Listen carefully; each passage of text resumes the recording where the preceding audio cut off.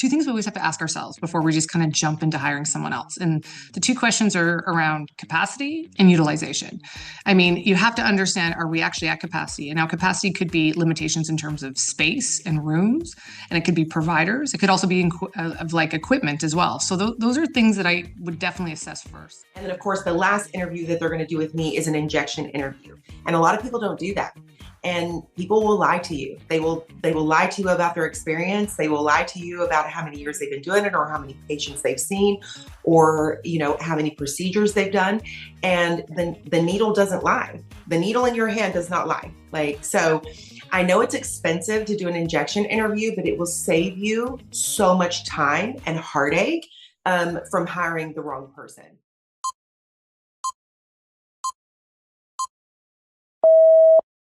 Well, good evening and welcome to the Business of Aesthetics Expert Panel webinar. This empowering discussion is designed to help you navigate challenges, leverage opportunities, and build a thriving career in aesthetics.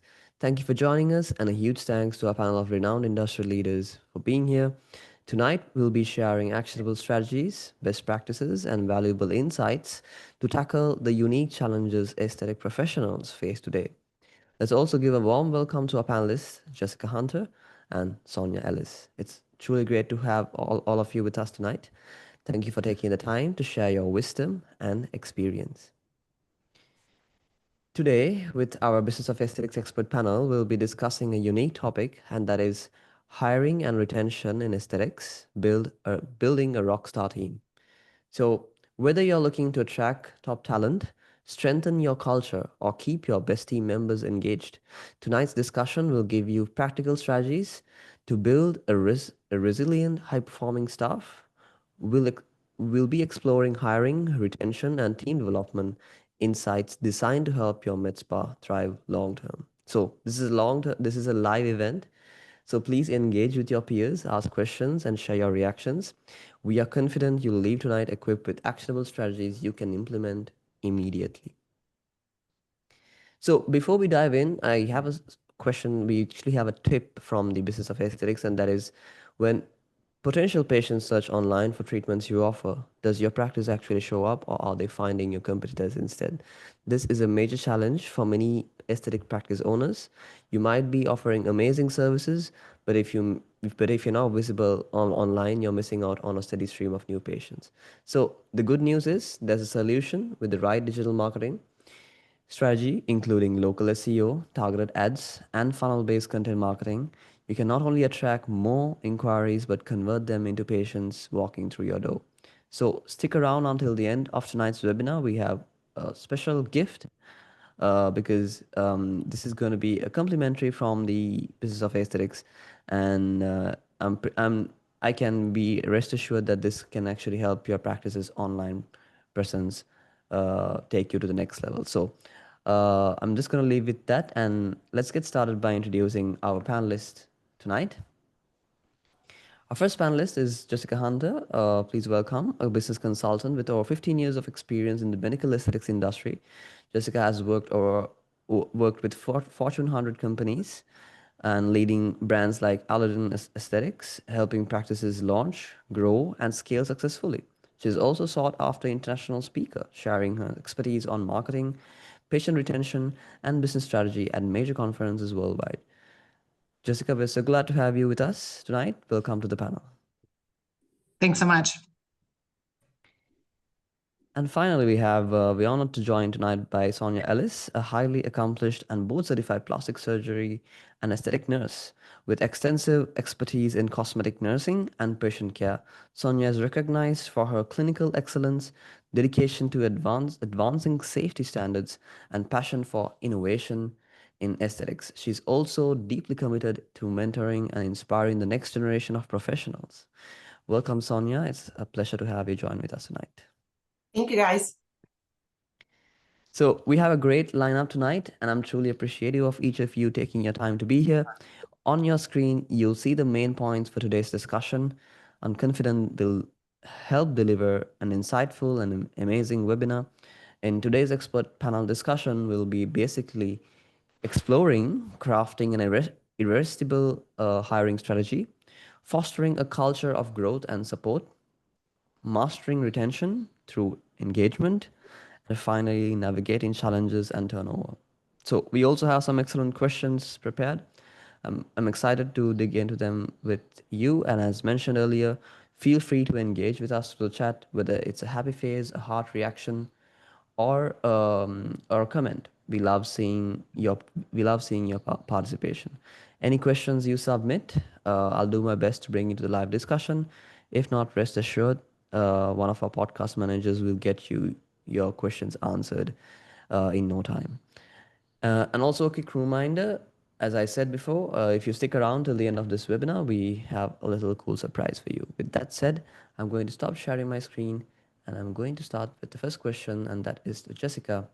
So, Jessica, with your background in financial analysis and operational planning, I want to start with the hiring process itself.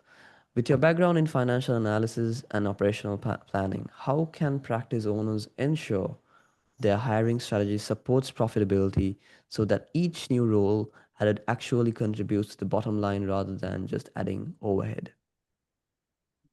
Oh, I think this is such a good question, and it happens and comes up all the time. I think there's two things we always have to ask ourselves before we just kind of jump into hiring someone else. And the two questions are around capacity and utilization.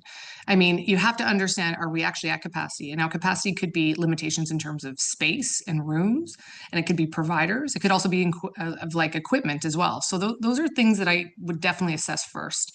And utilization is really an interesting one in our industry because it's not always applicable. It really depends on how you're going to structure the business and how you structure your providers. Most of the providers in our industry are part-time. Very, very uncommon that we have full-time providers. And so a lot of times we think they're at capacity because so-and-so is only going to work 2 days a week and 4 shifts and or 4 hours and whatever the case is. But really what we need to kind of understand is, what does capacity look like? If they are there and they're working, that's fantastic. Are we generating the kind of revenue that we can from the services that they're offering and the skill set that they have? That's the really important piece. If you have someone, for example, who's a really skilled injector, let's say they've been injecting for 5 years and their revenue per hour is $200 or $300, we already know that there's a skill set assessment there that's not happening. They are not meeting probably the requirements of really what their capacity could be or should be. And so I think it's really important that before we just automatically hire because we think we need to be open more, we think we need to offer more, we think we need to be, open on Saturdays. Are we at capacity, and what is our utilization? Utilization again is that opportunity of knowing, is our staff scheduling matching up with the revenue generation? And that's what that really is. And it's an important tactic to know, metric to measure. Again, if your business is set up that way. If we have providers that are on commission base and come in and out, it's a bit difficult. But in a structured business where we have set schedules, it can be a good metric to look at. Exactly. Thank you, Jessica. And that's a really practical way to look at hiring, not just as a people decision, but as a financial one. So anyone listening in, if you do have any questions or any comments, you can go ahead and add it in the chat or in the Q&A. So Sonya, turning to you as someone deeply invested in patient safety and standards, what qualities should practices prioritize when hiring new nurses or injectors to ensure both clinical excellence and patient trust from day one? So my motto in the office, and a lot of people use this, is hire slow and fire fast. So my interview process is very, very slow. I'm going to do a FaceTime talk with that person first, and I'm going to just ask them some basic questions. If they got past that, I'm going to want them to come to the office. I'm going to want them to go into a deeper interview with me. And then, of course, the last interview that they're going to do with me is an injection interview. And a lot of people don't do that. And people will lie to you. They will lie to you about their experience. They will lie to you about how many years they've been doing it, or how many patients they've seen, or how many procedures they've done. And the needle doesn't lie. The needle in your hand does not lie.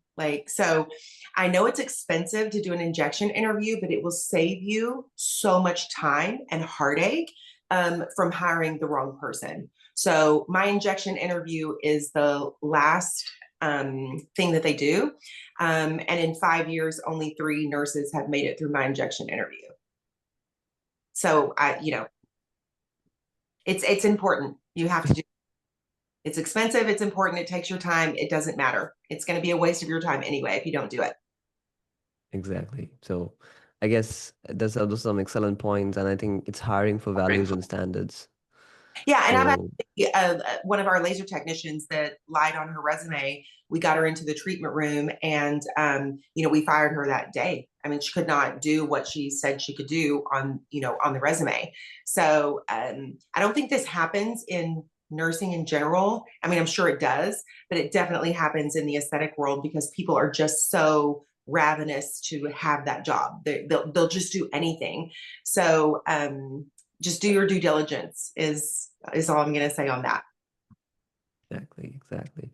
So Jessica, let's talk about metrics. You work with practices on operational metrics. What KPIs or data points should owners track to spot retention risks early and make smarter decisions about supporting their teams? So I just gotta say, I love what Dr. Ellis was talking about in terms of just like sort of the whole process of like going through the interview and what that kind of does, because I think, it really allows someone to kind of buy into this. I'm invested, I'm motivated, and this is something I really want. Because when we talk about retention, I'll tell you one of the biggest red flags that I'm going through right now is just having somebody who's not in an equal 50-50 partner with the owner or the management team of the clinic. So, if I'm a provider and I'm coming to you and I want to work for your clinic, listen, it's a 50-50% partnership. I am going to partner with you on building my clientele, building my social media presence, bringing in clients, increasing my skill set, getting better at what I'm doing. And you are going to provide me with the tools, the resources, the opportunities to do that. But it's a partnership. And I don't know where we kind of lost this, as that we're, someone who's, I don't know, thinks that they kind of should get everything just because they exist in the world. I think we've lost that a little bit of that sort of I don't know, whatever kind of, partnership opportunity mindset. And I think it's really important. Now, in terms of metrics, of course, I would go back to really simplistic metrics when you're first hiring someone that will be retention red flags. It's 100% how much revenue do they do for every patient visit. That's the number one thing. The revenue per hour is important because it's based on how many hours they're working. Yes, I want to know that. But more importantly, I want to know what their average patient visit is for the revenue that they generate with that patient. That will tell me a lot. And then I want to see that grow over time. And I want to see it be, something where it doesn't stay stagnant. If it stays stagnant, I know for sure they are doing transactional consultations, if any at all, and they're just fulfilling that routine 40-unit Botox client without educating or providing additional information of the other quality services and full holistic approach that we offer. So that's my red flag right there. Like I would, you need data. You need enough data to really measure, but the early retention is coming in and seeing someone do the same amount with each client. It will really be a red flag for me right off the bat. So just got to bring it full circle. What are the key metrics again? So the first one I would look at, you got to look at revenue per hour, mostly because it will give you a baseline of where someone is for sure. It will just allow you to kind of know their expertise and experience and sort of their skill set. That's fine. But understanding the revenue per patient visit, so every single patient visit, what they're doing, and watching that increase over time is what you need to see. And when I say increase over time, we want to look at 30, 60, 90 right off the bat. I mean, if it's someone who's coming into your practice who's got a decent skill set, so 24 months or more, they've been on the job, they are able to do a lot of different techniques and use different products and able to really provide our clients with alternative treatments, then that should be increasing, no question. They should be able to be cross-selling. They should be able to be educating on medical grade skincare. There should be a whole plethora of things that they're doing.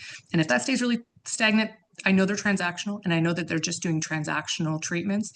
And so that's where that sticking point would come with me, that I would probably intervene at that point. Perfect, amazing. So Sonia, you've advanced safety and best practices in aesthetic nursing for years. How can leaders create a culture where safety, mentorship, and continuous clinical learning are valued just as highly as productivity? Well, I think so. Before we talk about that, I think I want to go back to the hiring process for injectors because there's more to it than what I said before. And so I really feel like we need to like dive a little bit deeper into that because it's so important. The injector is going to be one of your highest revenue producers in your aesthetic practice. And so behind a laser technician and then your functional medicine person, it kind of goes in that order. The aesthetic person is going to get them through the door. And then, of course, if everybody is good at cross-selling, a paid-off laser is where you're going to make your most revenue in an aesthetic practice. And so you definitely want to be driving your patients into that laser room. And then we all know that functional medicine and weight management has been a great way for us to diversify our practice. So let's talk, but that aesthetic person is going to be so important for you and how you train them and how you interview them and who you bring into your practice, because they're going to be the gateway to the rest of your practice, right? So I already know you have a science brain. You're a PA, you're an NP, or you have a medical degree. So I don't care about your science brain. You got through school, great. That's awesome. What I'm looking for is more an artistic person. So I want to see how they dress. I want to see if they can play with their patterns. I want to see if they have something artistic about them. And then the other thing I'm looking for is a salesman. A lot of people that are medical are not good at sales because we're just not taught that in our profession. And in fact, it goes against every grain in our body. We don't know how expensive that Band-Aid is in the hospital, right? So if you don't have somebody good at sales, it's okay. You can teach them that, but you need to know that when they're coming on board. Is that something that you're going to have to teach that person, or do they just have it innate in them and you just need to like grab it out of them? And then of course, we're an education office. Like we run one of the only free mentorship programs in the US for aesthetic nurses, and we'll do it for the rest of the practice as well. But right now we're just starting for the injectors. And so I need to make sure that you're an educator, because if you can't educate me as a colleague, how are you going to educate your patient? And do you know who's on your table? Read the room.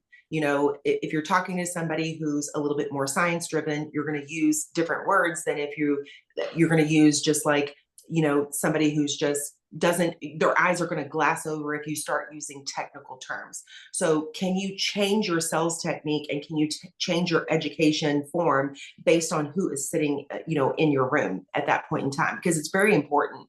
You're not going to click well with everybody. And then the last thing is they have to know the business. They have to know their numbers. What are you bringing in? Is it increasing? What are you going to do in case it isn't? You can't just sit there. We're not a hospital. We're not a big conglomerate. We're not going to just throw people on your table. You're going to have to earn those patients. Most patients are not going to just lay down on a table and let somebody else put a needle in their face. It's not the same as it is when we're, training them for the rest of the profession of medicine, right? And then I'm looking for core values. I'm looking for a culture fit.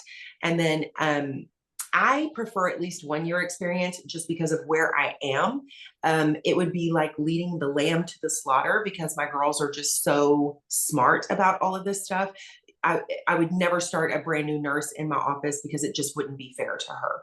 And that's why we run the mentorship program, so that we can kind of fill out which nurses are going to be good for that, right? And then I want to know how many procedures they've done. I don't care if you've been seeing one patient per month for a year and you tell me you have a year experience. That's not a years of experience to me.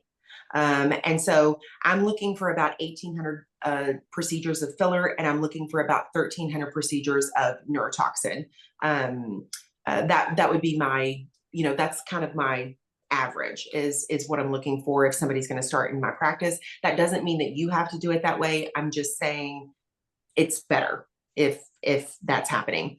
So obviously we're looking for a positive attitude and communication. The interview questions that I ask them are different. I don't ask the normal interview questions. Like, for example, for attitude and communication, I say, can you give me an example of your most difficult patient experience, and how did you handle it? And then continuing education and consistency, I want to know, what are your top 3 injectors that you follow? Who are you emulating? Because that's going to tell me a lot about who they are and what they want to be and who they're trying to be in the future. Team player, handling conflict. I'm going to say, can you give me an example of the conflict you've had in a work setting with a coworker, and how did you handle that? And then I want to know, are they self-motivated, passionate, and open to change? I'm going to ask them, did you find a process in an office and want to change it? And what did you do about it? Did you just stay quiet and let it keep being bad? Or did you go to management and say, this needs to change? Because I want that person. I want the person who wants to move everything forward. And that's another way I'm going to figure that out. And then last but not least, honesty and integrity. I want to know, have you ever seen anything unethical go on, and what did you do about it? I make everybody in my office take personality tests. I like DISC, Brigg-Myers, Enneagram, or Clifton Strengths. And then, of course, have good job descriptions so that there's good communication between the two people when you start this process. And that's my whole interview process for a new aesthetic provider. So, sorry. I think that no, I think that's basically the cheat sheet or It's blueprint. literally a cheat sheet. Yeah. So Sonia, then coming back to the mentorship, how would you look at that? How can leaders create a culture where safety, mentorship, and continuous clinical learning are valued just as highly as productivity? So this one it took me a long time to come up with this program, because it's going to disrupt my office, and I'm doing it for free. I didn't want it to cost them anything, because I don't know how we got into people paying for $6 trainings that they don't even get hands-on training in. This is insane to me. And it takes about 3 years. 3 years. Did y'all hear me? 3 years to make a really good injector. In a year, you're going to have a pretty proficient injector. But I'm with Jessica. If I don't see those numbers tracking over the next 3 years, they're dead in the water. Something's wrong. You either don't have the artistry, you either don't have the sales, or you don't have the education. It's one of those. And can I fix it for you? If I can't fix it for you, we're done. You need to go and do something else. And this is unfortunate. It's happened in my practice. And so I have new injectors sign a 3-year contract with me. It's a $30,000 contract, because that's the amount of training that I'm going to provide for them in the next 3 years. If they leave me in the first year, they owe me 30 grand. If they leave me in the second year, you owe me 20 grand. And if you leave me in the third year, you owe me 10. If you finish all 3 years of your contract, you don't owe me a thing. You have just gotten a great education for free. You're welcome. And so I onboard appropriately. They shadow me 1 day a week for the first month to get the general gist of our vision and our mission and our culture. And then I'm teaching them this whole time, like consultations. Jessica keeps talking about consultations, and I hope she deep dives into that, because a consultation is where most people mess up. Like she said, they just want to turn and burn, and they want to make their money that day. But now you just lost a lifetime client. What would have been the spend of that lifetime client if you would have stayed, consulted them, and educated them, versus just saying, oh, you want Botox today? Great, let's just do that. And they're out the door in 10 minutes. So I would love for Jessica to get into the consultation, because it's imperative. And so where am I on that? We own a training company. So if I can tell that this injector is not going to be a good trainer, she's not going to be a good fit for us. We train most of the people in our area. You know, we have a 1,000 square foot training facility, upstairs in our practice. And so training and education is very important to me. I expect all of my nurse injectors to train for the national companies. And so they know that I am wanting this out of them. And of course, I expect them to train at conferences as well.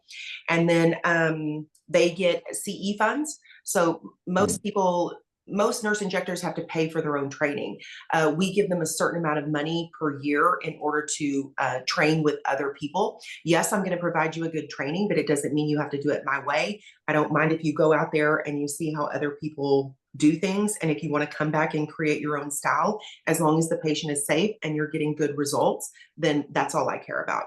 And then last but not least, I keep a library of textbooks, articles. I'm always reading journals. We have a software system called Connect Team, and I have created my own education system on that, where my nurse injectors can go in there and access all of this stuff whenever they want, either from home, they're at work. So if you have any downtime in my office, if I don't see a textbook or a journal in your hand, or if I don't see you on Connect Team trying to learn something new, if I see you on social media and it's not making a post about education that our patients can use, you're in trouble.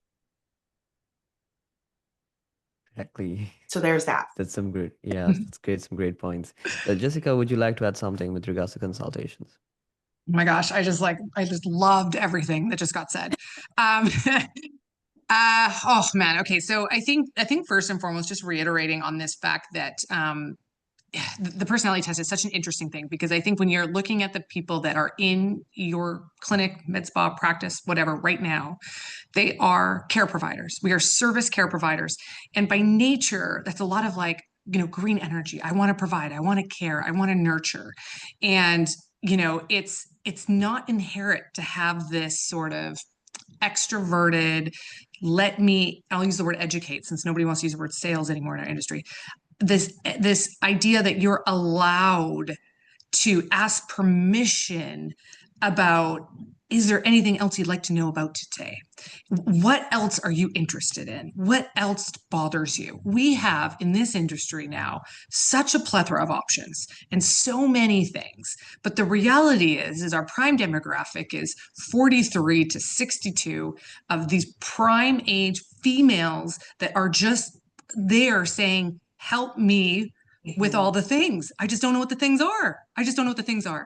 And the thing is we can go to social media and we can go online and we can see all these things, and we're still so confused on what it does, who's it for, why we do it.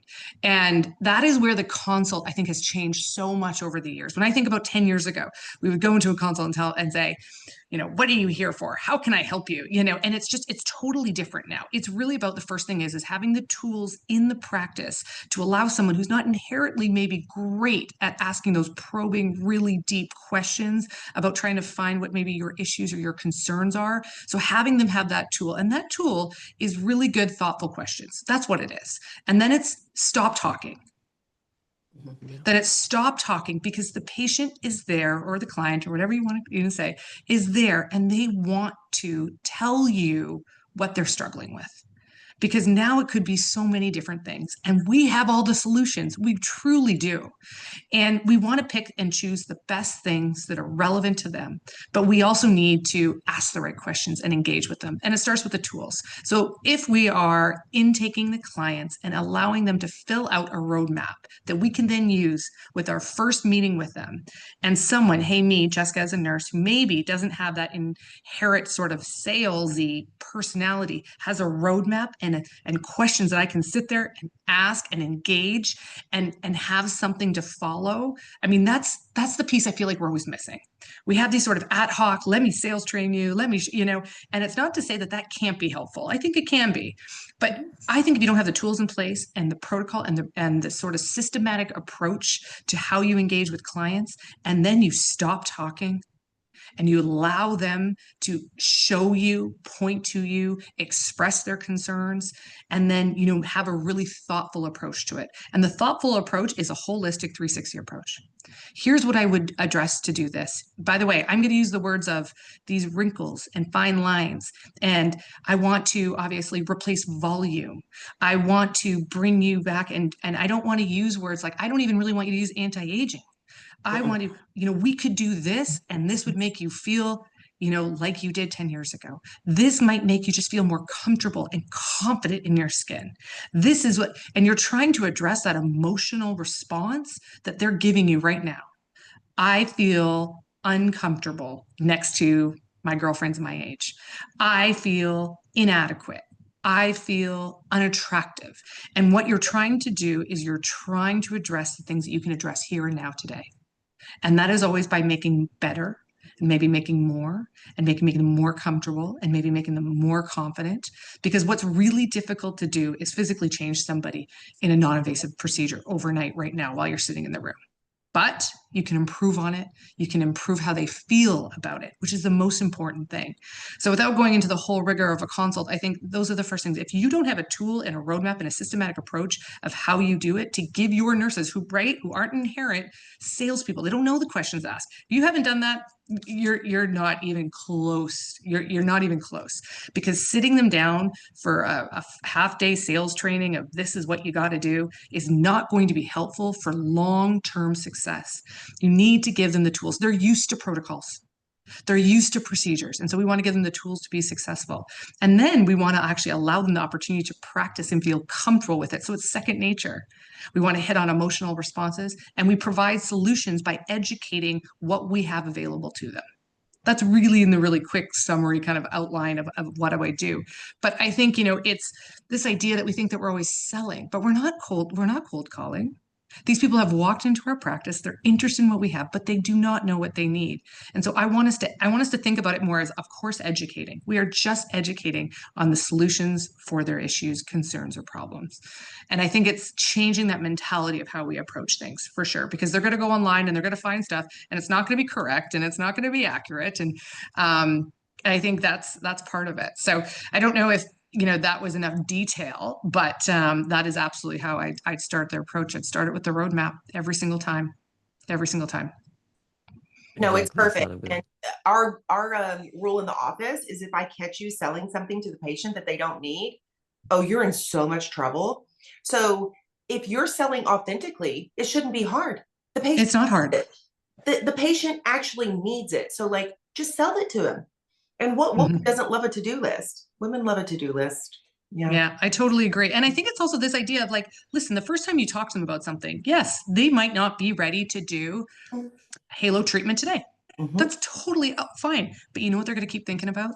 Oh, she talked to me about this, and I'm looking in the mirror, and she was right. She really was. It was customized and it was personalized to how I feel and how I feel like what I need to help me overcome XYZ. And that's the piece. It's like, that's the relationship part that sometimes I feel like we're missing. This is a service provider business. It's relationship based. That's why people go back to the same provider and they build that trust and that credibility. And yeah, and kind of continue to do on their treatment. So I hope that we do continue on that path, because the people that do it well really, really do that part extraordinarily well. Yes, I think also the part I've also caught from this is that like we need to stop selling and start solving, right? Basically, that's basically the idea behind this, because nobody wants to get like sold off. We just have to start solving for their problems. So that's basically the idea. Yeah. So, Jessica, again, back to you. So, let's talk about growth. When a practice is ready to grow or add new service lines, what's the smartest way to scale the team without compromising culture and overloading existing stuff? Oh, there's so many ways we could go on this, but I think when we think of growth and scale, there's a couple different things here. I mean, I think a lot of times people will be like, "Oh, I'm just bursting at the seams. I need a second location," right? I think I hear that one a ton, and then it's like, okay, let's take a step back here before, because you're going to double your expenses and double your footprint and double your payroll, and there's a whole bunch of other metrics here that we have to kind of be mindful of, but. And then you got to double your revenue for that all to work. But I think when we're talking about expanding into other services, I mean, the first thing I would do is, do we have other services that tie into this really nicely to create, again, this holistic 360 approach for our patient or our client? So when I say that, for example, someone's looking at, I don't know, skin tight or some sort of body contouring potential device, and we have a massive weight loss business. We do over $100,000 a month in just weight loss.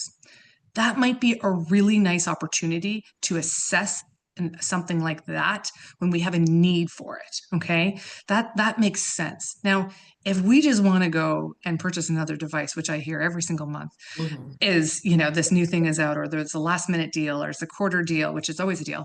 And that's great. From my reference, that's great. But listen, let's really understand, how are we going to implement this practice, this service, and how is it going to be successful? And if it's totally not meeting our service mix and our options of where we're going to put it and what our expectations are for it, I would put the brakes on it right away. I mean, that doesn't even make sense to me, right? So it's very similar. Like, there's so many avenues you can expand and grow without, first of all, a huge, massive capital investment. That's my first thing, just FYI. I think there's a lot of opportunities that we just don't grow. And when I do a whole financial breakdown and we look at all the service breakdown with all my clients every single month, and we break it down by category, and we break it down by retail, and we break it down by supplements, and it really shows them, oh wow, we're not at capacity. We can grow in a lot of these areas. Yeah, are we tapped out on these two things? Sure, maybe. But there is such an opportunity to really grow and expand in more into some of these other services that we just haven't put any focus or time or attention. And the second piece I really want to be mindful of, and I know I'm talking a lot about financial numbers just because that's sort of my, data to all truths, but what are we really looking at in terms of profitability? Okay, if we don't know what our profit margins are for every single service, not even every single treatment option and every single service that we offer, that would be our first place what we would start, because you need to understand how profitable every single thing that you're doing, the allocated time it takes, how much you're paying your staff, what your overhead is for the allocated time and your consumable costs. 100%. If you have a lease or warranty payment, if you have a certain amount of pulses that will expire, what is the allocated cost per treatment for that service? All of those things need to be understood so that when we're talking apples to apples, service to service, we really understand what's most profitable. And that dictates our expansion as well. Because you will do this. I promise you'll do this exercise, or you'll have someone help you do this exercise. And you will really have a come to Jesus moment of, oh, wow, I make zero money on this, or this is all red. This entire service is red, because after you've paid your provider and you understand what your lease payments are per treatment per month, and what you pay, in overhead for that time allotment that it takes to do that treatment, wow, things start to look a lot different. So I would definitely encourage that before anything. So I guess I'm talking a little bit about the beforehand of scaling and growing, but I think all these things, it's very rare in 10 years that I've legitimately seen a client who was like, okay, whoa, I'm at capacity, and that they actually were. I would say it's less than 5%. Like, to be perfectly honest, because there are areas for us to grow and expand, and in terms of really, maximizing our capacity and our revenue and understanding what's making us money and what's not. So I would say I really struggle with that. I see more people with multiple locations that have that I'm working with now that have opened and thought that they were at capacity, and lo and behold, here we are now trying to make multiple businesses essentially profitable, which can be a lot harder than just having one that's really maximized and optimized in terms of efficiency and profitability. Amazing insights and actionable advice, I would say, to anyone listening to basically thinking about, scaling their practice or thinking about growth. So anyone listening in, if you do have any questions, you can go ahead and add it into the question Q&A panel or the chat. So moving back to Sonya. So you've seen how clinical staff retention can rise or fall based on development opportunities. Retention for clinical staff often comes down to feeling supported in their growth. What role do advanced certifications, training opportunities, and mentorship play in keeping top clinical talent engaged and loyal to a practice? Mm. So I've already told y'all it takes 3 years to make a good injector. It takes 5 years to make an advanced injector.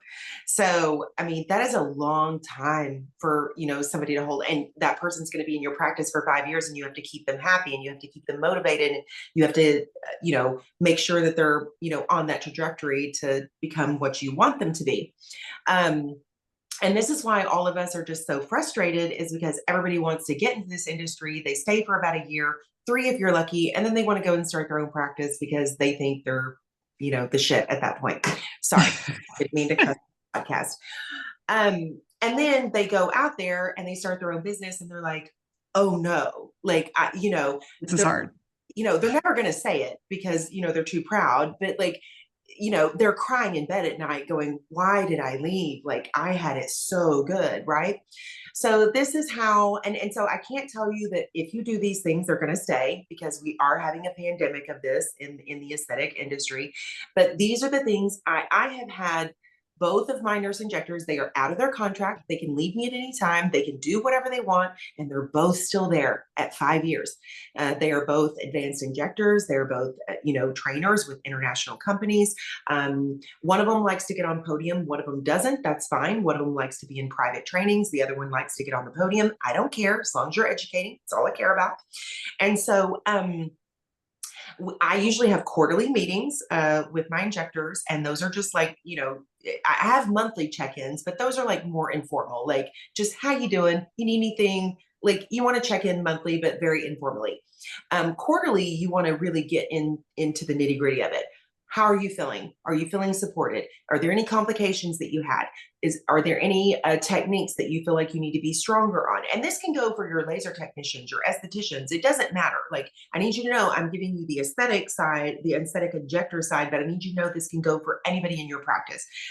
And then I have an open door policy, so they can text me at any time, email me at any time. I don't care if it's the weekend. If you're having a disgruntled client or a patient, I'm sorry, I didn't mean to say client. We call them patients. If you're having a disgruntled patient and you don't know how to respond to them, please call me. Now, I'm not going to always do it for you. I'm going to make you respond to that patient and do it yourself because you need to know how to fish for yourself. But I'm actually going to help you through that process because it's really hard when you've never done it before, when this is your first disgruntled patient. And then you need to give them feedback. If they think they're great and they're really not, it's your job to tell them that. Like somebody has to tell them. And I'm so sorry, you're the mentor. You're the one that has to do it. And it's very hard to do. I've had to tell several people, this is not for you. And I'm crushing their dreams, but it's also a disservice to tell somebody that they can do something that is not possible. And of course, you need to give them that time and make sure that it's not going to work out. But yeah, it's your job to tell them. And then trained teams create profitability. So if you're just plugging and playing somebody in and you're expecting them to do absolutely everything in order to make that side of your practice profitable, you're doing the wrong thing. It is literally your job to check in with them, make sure that they're trained, and make sure that they have all the tools that they need. So do they need to be doing their job? Absolutely. But you also need to be doing yours. So it improves patient safety. It increases professional competence. You want to keep them up to date with the latest advancements because our industry goes very, very fast. There's always new things out. And so you need to be keeping on track of that. And then what are y'all going to do as a practice? And then you need to disseminate that to your staff and make sure that they're doing it. It continues their career advancement, which is, of course, what they want. You want them to advance because you want more profit. They want to advance because they want to advance. So it's going to work out for both of y'all, I promise, for the most part. And then are they paid well? Are they being learned? Are they learning? And do they get career progression? Those are the three things. They are going to stay with you if they are getting those three things. If they don't stay with you, they probably weren't the good fit anyway. It probably means there's something psychological going on and you just need to let that go, right? They do need to be KPI driven. So I love everything that Jessica is saying. I love that she is talking about the business side of things. I'm glad that I'm not having to talk about that, but I need you to know that it is important that you as the mentor, you need to make sure that your mentee knows their numbers and they need to know that they are progressing and that they are getting better. And it's also a good motivator for them. So I think she's already talked about all of that. And then benefits. We as a med spa have a lot of nice benefits. And I'm not saying that all of y'all are going to be able to provide all of this for your staff, but they get treatments at cost or free when we can do it. They get PTO, and it's different for different people. They get 5 paid federal holidays. So they get 5 4-day weekends with their family on really important holidays. That is going to make your staff very happy. And nobody wants to be at an aesthetic office on those days anyway. So it's a really nice way to make your staff happy. And those slow days, just let your staff off. Is what I tell everybody. Insurance, we have 401k, and we do profit sharing. And not a lot of offices, not a lot of med spas do that. So single moms can even work in our practice and do very well because we even offer insurance. So I'm not saying that y'all can do all that. I'm just saying it's a great way to get really good staff to stay. Exactly. I think excellent points there. I think it's investing in people's growth not only builds skill but also builds that loyalty Mhm. as it comes. So some great points. Thank you, Sonia. So Jessica, I want to tie strategy and culture together. How can aligning people's strategy with overall business goals transform the stability and growth of an aesthetic practices? I think the one thing that I see a lot is just no knowledge of sort of what the mission or the vision is of the clinic or the practice. I think we don't do a really great job of sort of being really transparent about this is who we are, this is what we believe in, this is what we know to be true. And then what does that look like? You really need to clearly outline what that looks like. What is our culture? This buzzword, culture or atmosphere, or what aligns. And it really should be about how we approach problems and situations. That's what culture is. So and I'm not, by the way, I'm not a genius for saying this. People say this all the time. And if you listen to different podcasts of people that have built businesses from nothing and over the years, they talk a lot about this idea that culture is really just based on how we approach situations.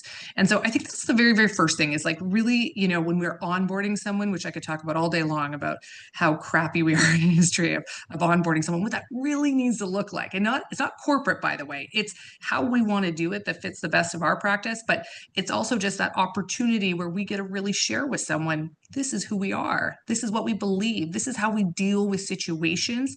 And it's not to say that we're always nice and we always give free things when something goes wrong. It's not that at all. It's our approach. It means that all of our, we are absolutely patient forward facing. We are always patient driven. We are always trying to do what's in the best interest of our patients. That's not everybody's credo or motto, by the way. But if that's yours, you need to let them know every decision that you make in this practice, if it's with your colleague, if it's with a patient, if it's with the marketing team, has to have that sort of pinned underline there of how we do something. And so I think that's the first thing is we're not transparent about our strategy. So of course nobody knows what direction we're going or what our goal is. And I always say is so transparency is key. I think it's key in compensation. I think it's key in retention. I think it's key in our industry in general. But I think when we're talking about aligning strategy with our staff and really trying to get them invested, well, we haven't communicated it really well. That's the first thing. And then the second thing is how can they play into that? What does their role look like? How can they help build that out? How can they be a really integral piece of that?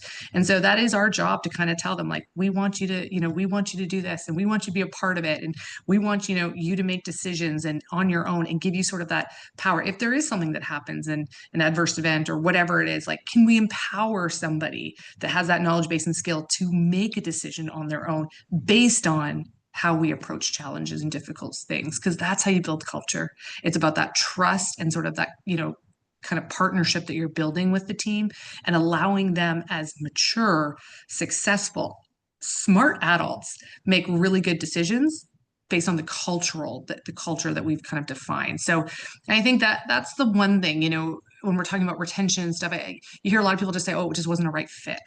And it's well, do you even know what the fit was? They probably didn't even tell you how you could fit in, or, they just didn't do a good job of that. So of course you don't feel like you fit. You were just a plug and play. You just kind of came in for your 3 shifts a week and came out. And, it's not about the dinners and the conferences. It's about how that culture makes you feel, and that every single day you feel like you're going in and that first of all, you're impactful, you're productive in the world, you feel valued, and you feel like you're doing something meaningful, and that that you're on this pathway that we've all talked about. And we didn't talk about it once, by the way, at a meeting, in Lake Tahoe. We talked about it all the time. We talk about it consistently in everything that we do. This is our approach. This is how we do it. This is why we do it.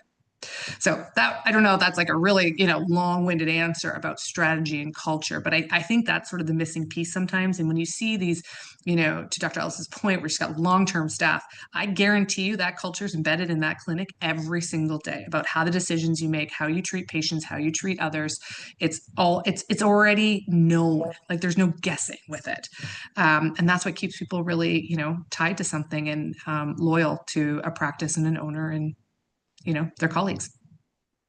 Exactly. Thank you, Jessica. I think it's a great reminder that business success and culture, they aren't separate, they fuel each other. So Sonia, would you like to add something to that point of Jessica? No, I mean, she really covered. I mean, it's good. All right, all right. Yeah, I have nothing to add. So, It's great. okay.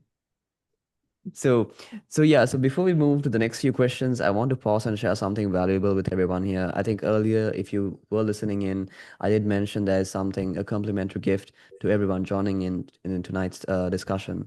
So we've been talking a lot about how to build, engage, and retain the right team, and that's essential. But let's be honest, even with the best team in place, your practice won't thrive if the right patients can't find you in the first place. That's why we're offering you something special tonight. It's a complimentary practice growth strategy consultation from the Business of Aesthetics and from the founder of the Business of Aesthetics, and that is Narinal Raja, the CEO of Equa Marketing. So you'll be meeting with our marketing advisor who has helped hundreds of aesthetic professionals grow by improving their visibility, SEO, reputation, and new patient flow. Here's what makes this unique. Basically, we will actually research your online presence, local competition, rankings ahead of time, and then walk you through personalized insights built just for your practice. So you'll see a QR code on your screen. You can scan it or check the chat for the link, and you can book that complimentary session just in no time. And ask yourself these two questions. What's the risk if I book this meeting? Basically, honestly, just your time, no strings attached. And what's the risk if you don't book this meeting? It's basically, it's you're just missing out a strategy that could transform your growth trajectory. So that's how I will look if when I get things like this. So I will leave with you with that. Again, there is no strings attached. This is a free custom opportunity to set your practice for the next level of success. So don't miss this opportunity. So with that said, I'm going to get back to Sonya here. So let's dive back in. Clinical staff can face unique challenges like managing patient expectations or avoiding burnout. What practical steps can practices take to support their nurses and providers so they feel protected and empowered to thrive long term? So the first rule in my office is I don't make people do things they don't want to do. They're not going to have a passion for it. They're not going to care about it. The patient's going to feel it. And then it's not going to be profitable for you. Because now not only did your staff have a horrible experience, but not your patient had a horrible experience. So, and then my other rule of thumb is you can't be good at more than 3 things at a time. And that goes for anybody in their life. And men, y'all can only be good at 1 thing at a time. I'm so sorry. Y'all cannot multitask to save y'all's lives. Women, we can do about 3. So my rule of thumb is I want everybody in my office to be really good at 3 things, and I want them to be really passionate about those 3 things. Now, it doesn't mean that they're not going to have to do something that they don't like to do every once in a while. That's not what I'm saying. Every once in a while, you have to be a good team player. You have to muck in and you have to do those things. But I'm not going to make you do it on a daily basis. So I found that that's a really good way to keep most people in the office pretty happy. And then 3 days a week as an injector or a very heavy service provider. We have found, I've been doing this for 25 years, you guys, and my body is not the same. And I cannot go to the level that I used to go to, or I'm going to hurt myself. It's ergonomics. It happens to surgeons. It happens to anybody who is contorting themselves around another human being on a daily basis in order to get their job done. And that is what we do as injectors, as laser technicians, as estheticians. We all are contorting ourselves all day long. And it's going to take a toll over time. And so another thing I'm trying to teach my younger girls is to take care of your body.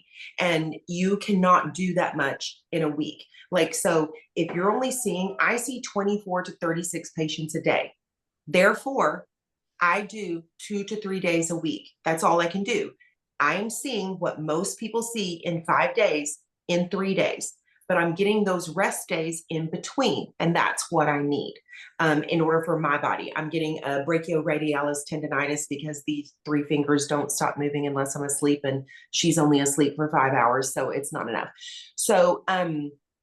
So I definitely want to teach them ergonomics in order to take care of them. And then we risk burnout if they're working more than 3 days a week, or if they're seeing more people than that. And I'm going to tell you why. There is a psychology that comes with our profession. People that we see are crazy, and they're crazy about their face. They're crazy about their body. And you're going to deal with a lot in a day. Not about making somebody look better. It's the psychology, and it's what you're having to deal with in that room, just going through that consultation with that patient and treating that patient and then dealing with the aftermath. People don't talk about it enough, and it's a lot. And you want to drink when you get home. I mean, cheers. So I need people to know that you need to also take care of your mental health as an aesthetic provider, because the psychology part just comes with it, and you better get your psychology degree because you're going to need it. Okay. And so physical, emotional, analytical, we want them to have work-life balance.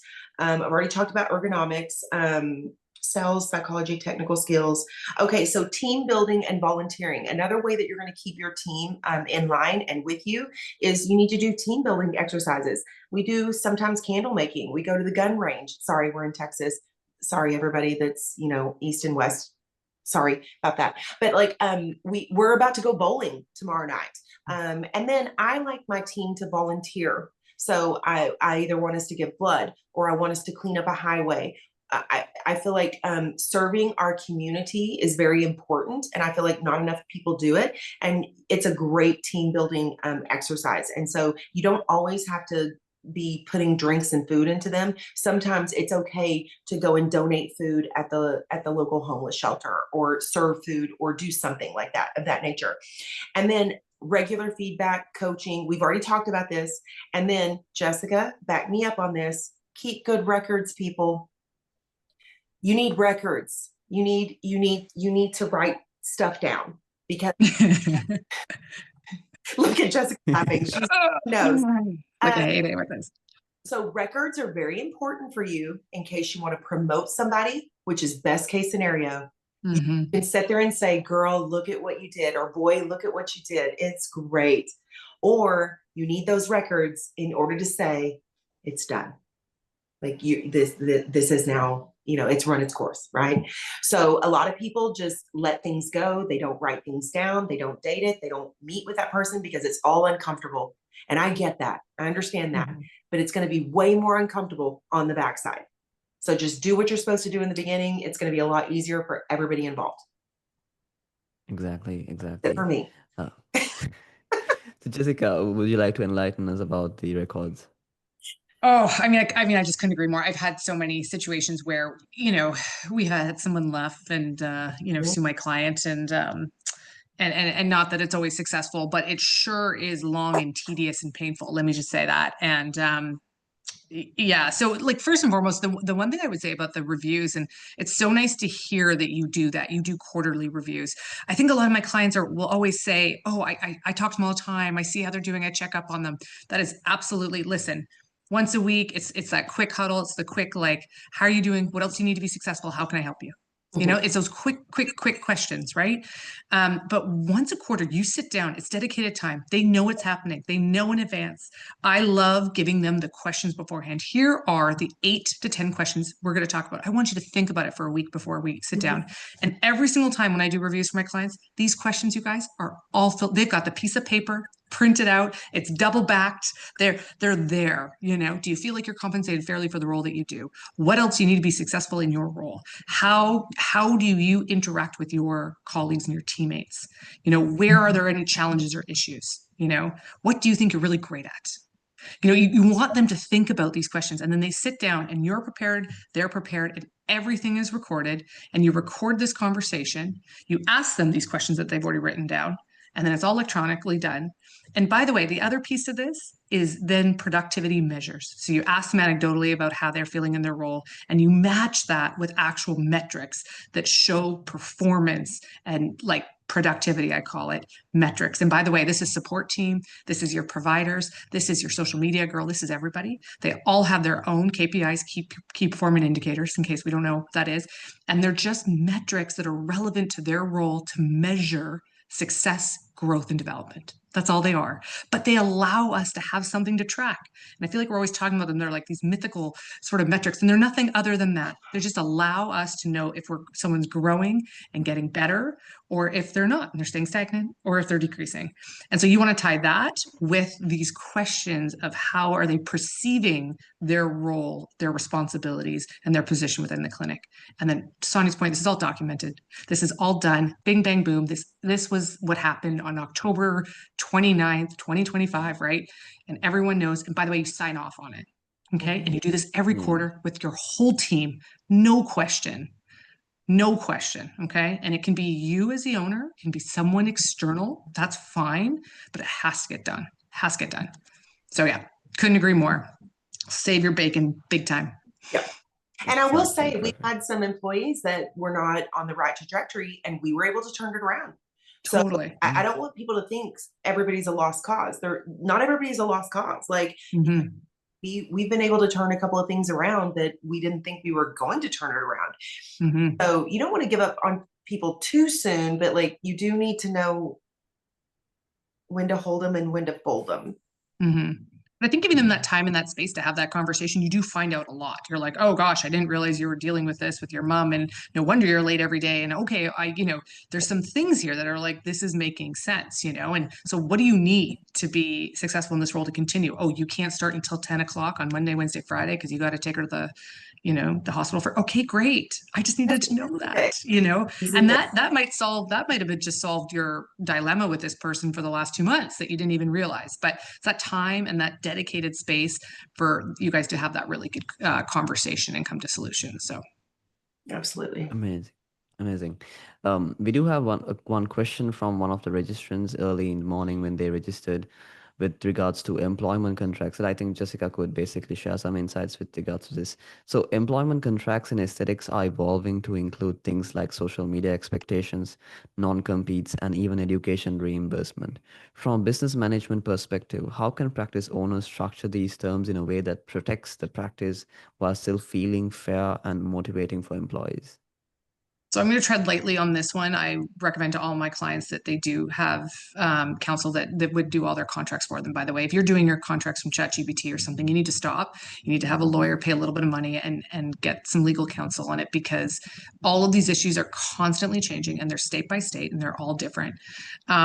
In terms of roles and expectations, when we're talking about social media, though, I'm not against that. I actually think that when we're defining roles and responsibilities for our staff, that we can include, hey, I would, part of your role is to join in on marketing collaborations, or one content day a month for 2 hours. Or I actually think being really transparent and outlining what those expectations are for marketing, because that's such a huge piece now, are really important. And I would suggest doing that. So, but I think that's just, thinking ahead. Again, it's just managing expectations and really being transparent about what's expected in the role.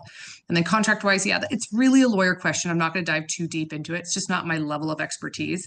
But my number one recommendation is for everyone to get legal contracts done every single time you have an employee. Usually you have a lawyer who drafts the same sort of, template for your employees. But that's a key piece. We've seen quite a few issues on that. So I would suggest and recommend it.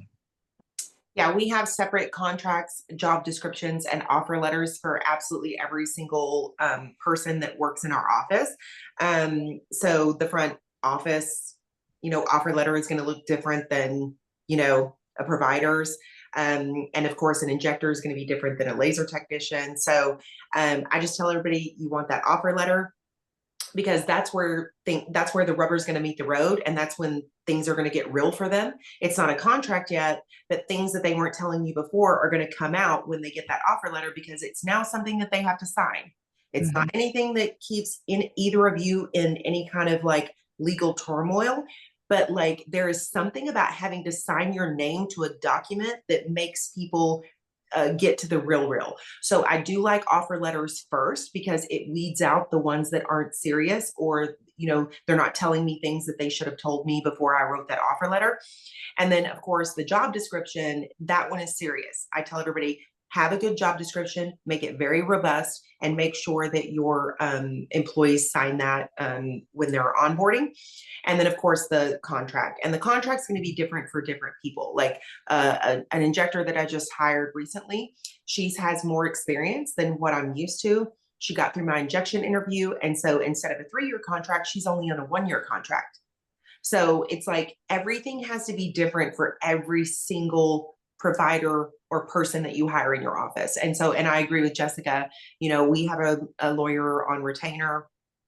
Ours is Lingia Law. I don't know what everybody else uses. It's Sarah Schickman. She's great. But like, I definitely, you need to have a lawyer on retainer.